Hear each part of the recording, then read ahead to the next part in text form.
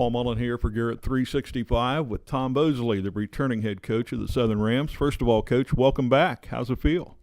It's great to be back. I came back for the right reasons. I have time. It's nice being retired and have all day long to watch film and prepare. Don't have to teach first to get ready and don't have to stay up till 4 in the morning. So I'm happy as can be. I was going to say, has that changed the way you prepare for a game? I'm more prepared now. I didn't get any rest before, and now I can get some sleep. Before I'd be up 3, 4 in the morning and sleep a couple hours and go to work. Now I come home. I plan on coming home, watch for a few hours, sleep as long as I wish, and then be ready. I have all day to prepare. So we have a great staff, and see, the staff allows us. We're preparing at the same time. We all have our own position interest, and Coach Temple and Coach Yoder are both retired, so they have the same ability or opportunity I have to break down films. So we'll have a better breakdown of films than ever because Coach Rediger had to do the same thing. He would go home and do it up to the middle of the night. And then I got Coach Corey Bosley, my nephew, who's amazingly good. And I know he's a good player, but he's a lot better in coaching. So he's had some good training from Coach Hagman. And his input's been good as well. Now he works during the day.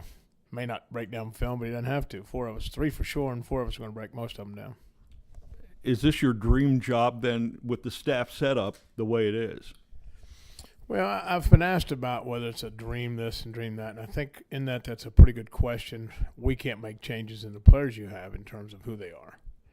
All we're doing is it gives us a better opportunity to coach them better, to be able to pay attention to more detail. We pride ourselves in paying attention to detail, doing all the little things, and we constantly are talking about being full-time teachers. It's not what you teach, but it's what you emphasize. So that hasn't changed in our system, and our system hasn't changed much. We've varied it a little bit based on some experience and things that other people bring to the table. But in reality, basketball is still basketball, and we have to put more points on the board than they do. And nothing has changed in terms of who we put together. It's just I'm tickled to death because if we win, I'll probably get more credit than I deserve.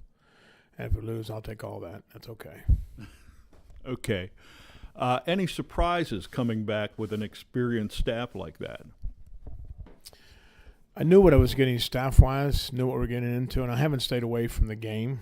So that's been a good help. For example, I went to West Liberty, #1 team in the country today, Division II, and they were in the top 5 for the last several years. I went out just as a hobby to go see how they prepared and things they did. So I stayed last November, December. So I've stayed close to the game. I've still watched college games, high school games forever.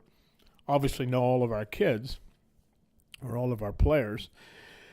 And I got the job with about a month to go, so they were already locked into a summer league, much the same as we inherited a schedule. And it is what it is, and that isn't changing. Not that I would change much anyhow. I'm just saying that we inherit what you have. We're a summer league, and Coach Temple and Dave Ritchie and Coach Ritchie's with our JVs, and Coach Dale Baker, they're with our JVs. And we traveled to those summer league games as a group. And before I'd signed a contract, I started observing and figuring things out and trying to see what you could and couldn't do and what our strengths and weaknesses might be. So in reality, Not much. I wasn't surprised by much. We know what we have, and the players have really, they're pretty well trained in a lot of ways. The senior group is the leader. You're always good as your seniors, and that's a pretty good group. And they're well drilled in a lot of ways, and they can shoot the basketball. So that's a plus. We just got to find ways to create opportunities for them to shoot the ball. We had talked a couple days ago. You said this is the smallest team you've ever had. Does that change the way you approach the game?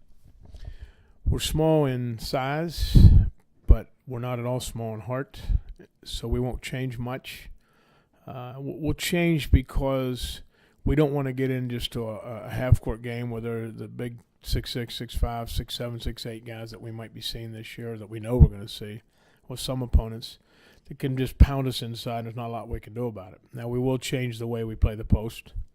We will change the way we defend it in terms of the particular opponent we're playing against that we'll have scouted. Tonight's the tough one because we haven't seen them because they haven't opened up yet.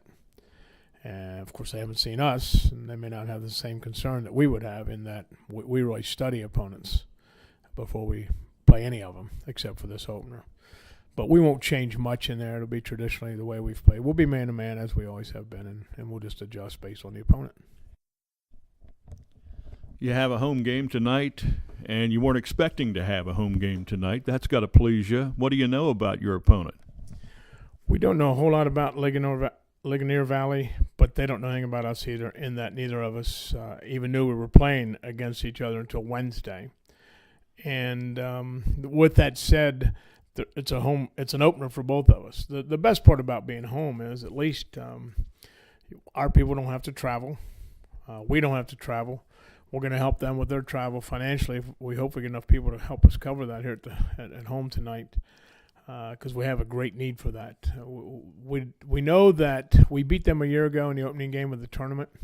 They have 4 of 5 starters back. They have a 6'4" kid back.